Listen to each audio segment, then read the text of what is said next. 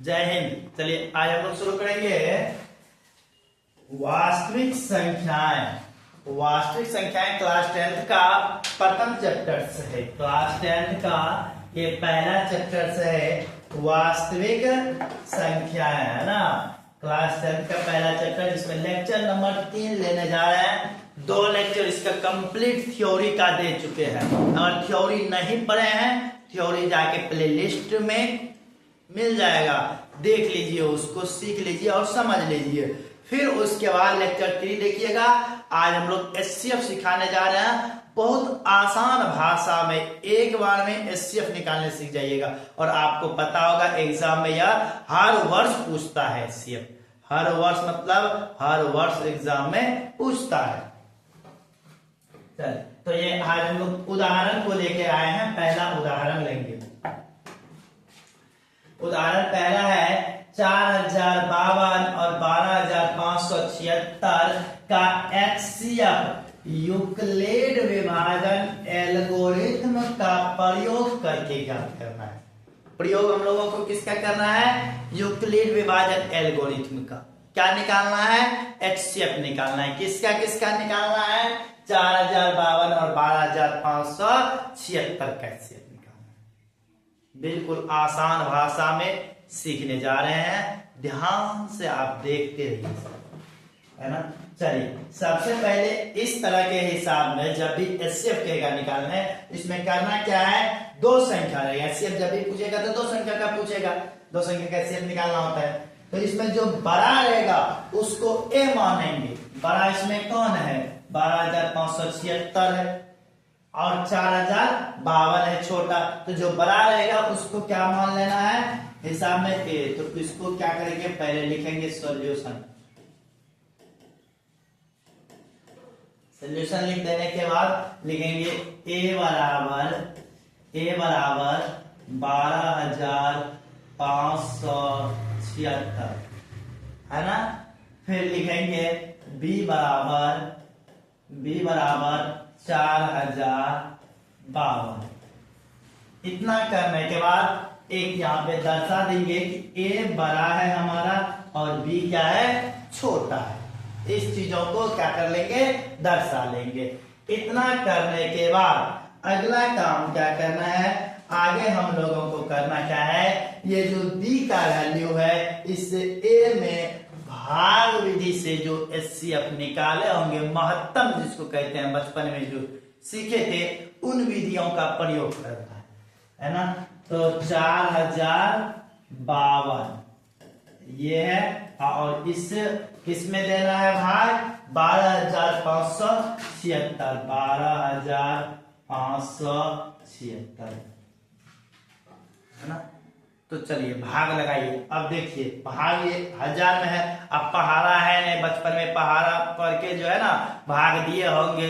12 का 13 का 14 का जब भाग लगाते होंगे तो 12 का पहाड़ा पढ़ लेते होंगे। लेकिन यह पहाड़ा नहीं पढ़ सकते हैं आप, है ना। तो ये हम लोगों को क्या करेंगे? पहाड़ा नहीं पढ़ सकते तो यहाँ पे क्या करेंगे? अनुमान लगाएंगे। ये 4052 है और ये है 12576 है।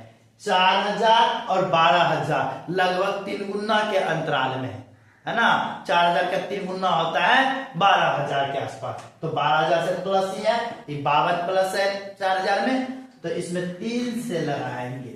3 से लगाएंगे। चलिए गुना कीजिए। 3 दूनी 6, 3 पचे 15, बाकी रहा 1।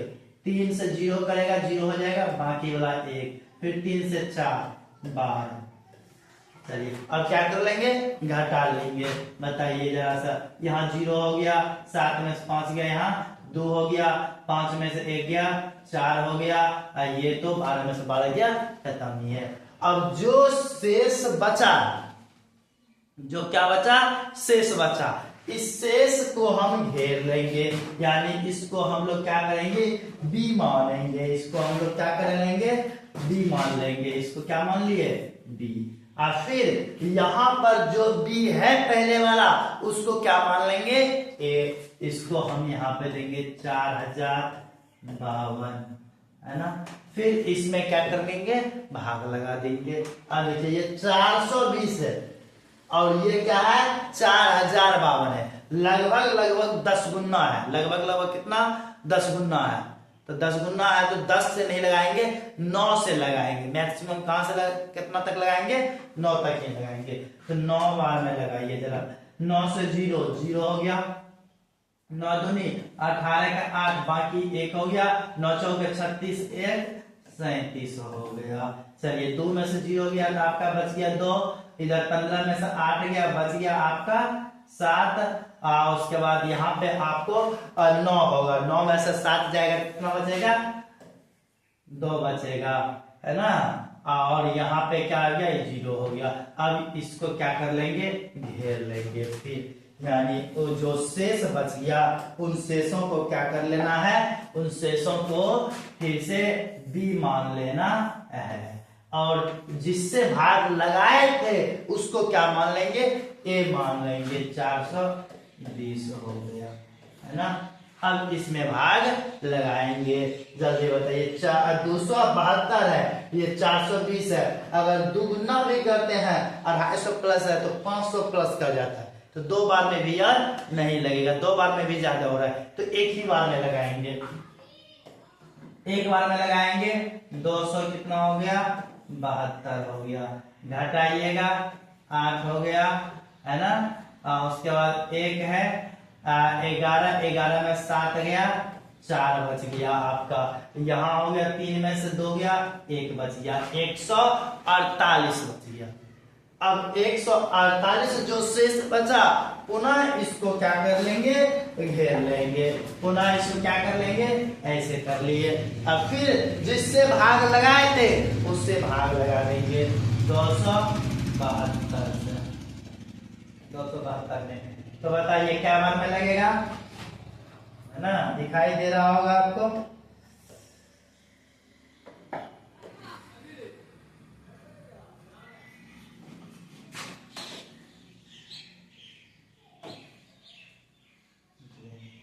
तो ये आपका हो गया, एक बार में लगेगा 148, 148। इसमें देखिएगा 12 में से 8 गया, 4 बच गया, उसके बाद यहाँ 6 में से 2 गया, 6 में से 4 गया, 2 बच गया, और यहाँ पे 2 में से 1 गया तो आपका 1 बच गया, कितना हो गया 124। अब 124 को पुनः इससे भाग लगाएंगे, 124 से लगाएंगे, 124 से किस में लगाएंगे, 148 में लगाएंगे, 148 में लगाएंगे। कितने बार में लगेगा यार, तो बताइए जरा सा। एक के बार में लगेगा 124, नीचा कितना बच गया 4 बच गया, 2 बच गया 24, पुनः इसको घेरेंगे 124 उतारेंगे, है ना। ये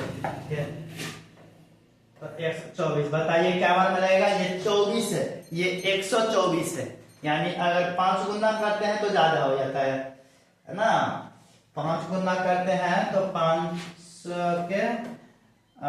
के 20 बाकी 2, 5 दूनी 10, 2 12, 5 से क्या हो गया लग गया, है ना, 5 से लग गया, 5 चौके 20 के 0 बाकी 2, अब 5 10 2 12 हो गया। अब नीचा क्या बच गया 4 बच गया, है ना।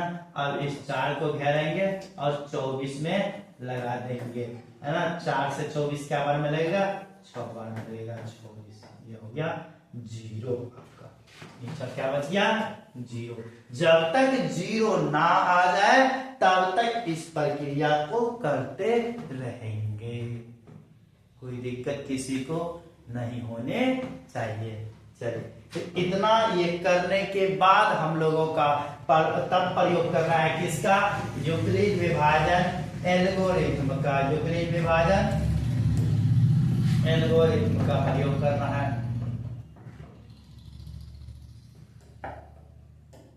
एक क्वेश्चन से गायब हो गया, ठीक।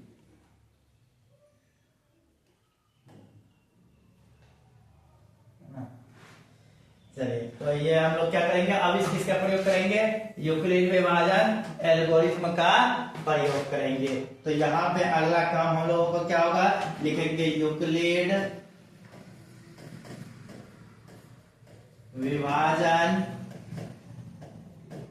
एल्गोरिथम से, एल्गोरिथम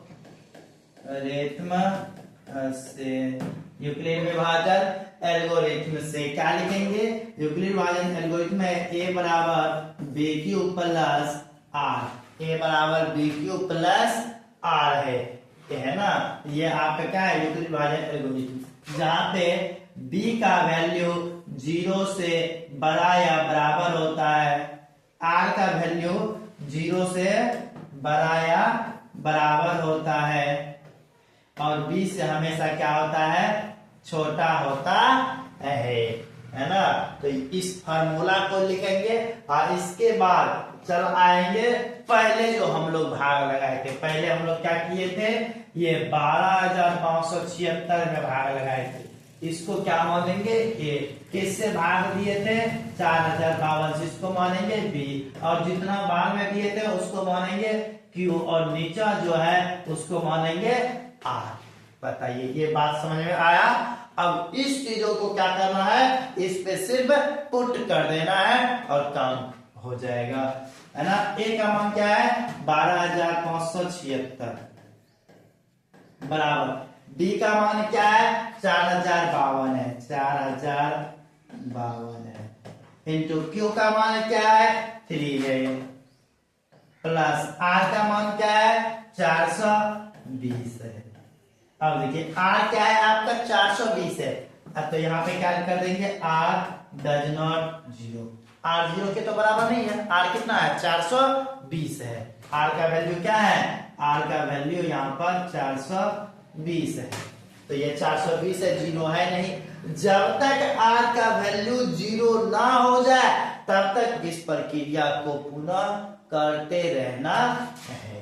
इतना प्रक्रिया को पुनः दर्शाएंगे और इसको दर्शा देंगे कि ये हमारा स्टेप 1 था, ये हमारा क्या था? स्टेप 1 था, ये था स्टेप 1।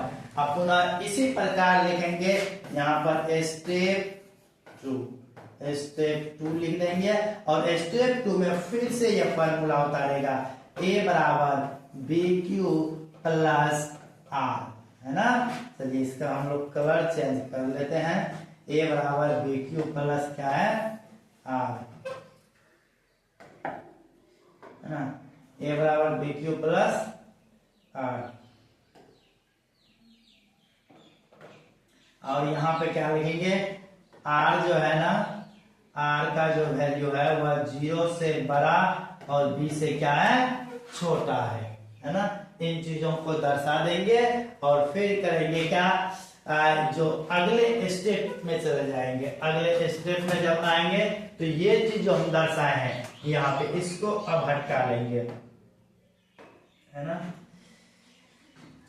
ये जो हम लोगों का बी था ये गायब हो गया, और ये जो आर है यह नया वाला बी बनेगा, है ना। यह नया क्या बनेगा? बी बनेगा। अब देखिएगा जरा सा, यहाँ पर जो आर है इसको क्या बनाएंगे? बी माने थे, है ना। बी मान के ना भाग रहे थे, इसको क्या हो गया? ये आपका बी हो गया, और जिसमें भाग दिए हैं ये आपका ए हो गया, और जितना बार में लगा है ये आपका क्यू हो गया, और नीचा जो बचा है ये आपका क्या हो गया? आर हो गया। कोई दिक्कत?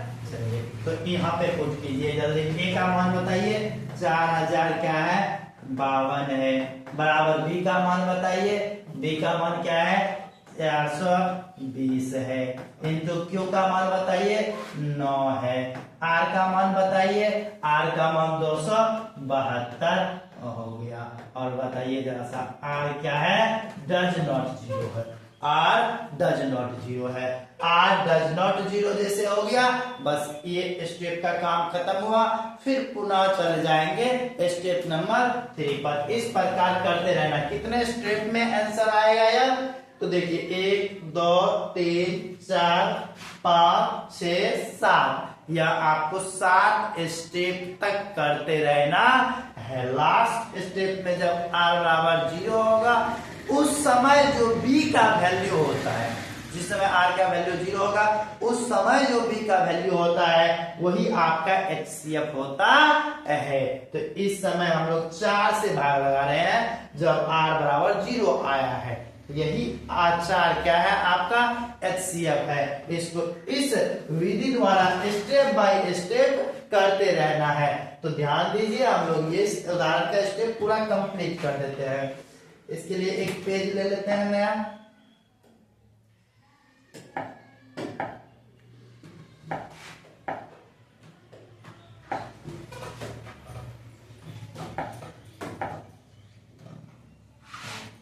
तो हम लोग अगले पेज पे आएंगे।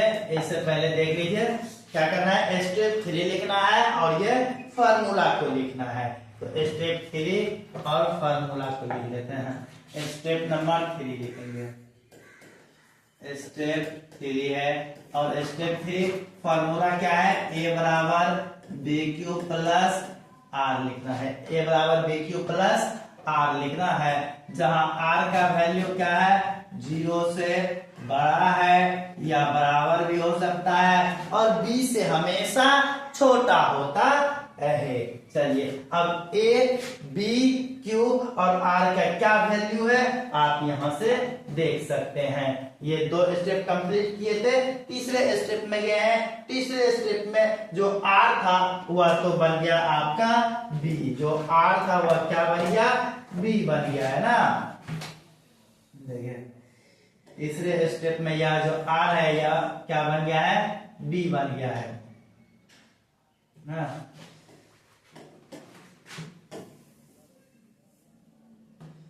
यह क्या हो गया आपका, b हो गया है, ये हो गया b और ये क्या हो गया आपका a हो गया और जितना बार में लगाए ये q हो गया, ये क्या हो गया q हो गया और नीचा जो बचा ये क्या हो गया आपका r हो गया।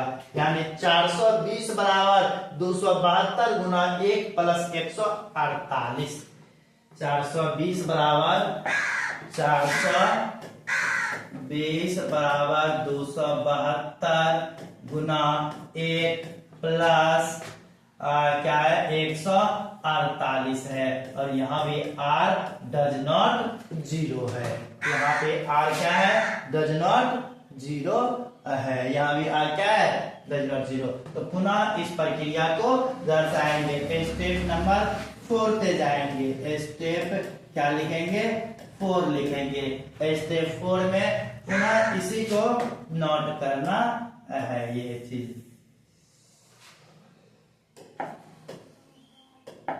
है ना। ये हो गया आपका स्टेप 4। स्टेप 4 में फार्मूला लिखेंगे और फिर इसमें a, b, q और r का मान रखेंगे।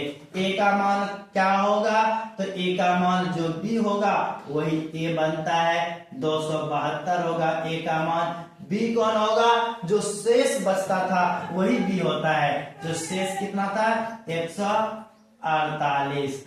q लगाए कितने बार में थे 148 से, देखिएगा यहाँ 148 से एक बार में लगाए थे और 124 बचा था। एक बार में लगाए थे 124 बचा हुआ था, तो ये आपका शेष हो गया। यहाँ भी क्या है, r डज नॉट 0। पुनः इस प्रक्रिया को दोहराएंगे। लिखेंगे स्टेप नंबर क्या लिखेंगे, 5। स्टेप 5 लिखेंगे और जो है ना स्टेप 5 लिखने के बाद ये आपका फार्मूला लिख देना है। स्टेप 5 लिखेंगे, फिर फार्मूला लिखेंगे और इसमें फिर जो b था वही आपका क्या बन गया, a हो गया 148 और b का वैल्यू क्या हो गया, जो शेष बचा था 124 गुना q का वैल्यू क्या होगा, तो 124 से 148 एक के बार में लगाए हैं, प्लस में शेष कितना बचा है, तो देखिए 24 बचा होगा, आपका शेष बचा होगा और लिखेंगे r डज नॉट 0।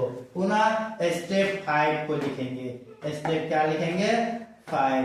स्टेप 5 लिखेंगे और फिर क्या लिखेंगे, और फार्मूला को लिखेंगे। स्टेप 5 में फिर लिखेंगे फार्मूला। आपका ये फार्मूला हो गया, a बराबर b प्लस r। r का वैल्यू क्या होता है, 0 से बड़ा होता है हमेशा, है ना, यहाँ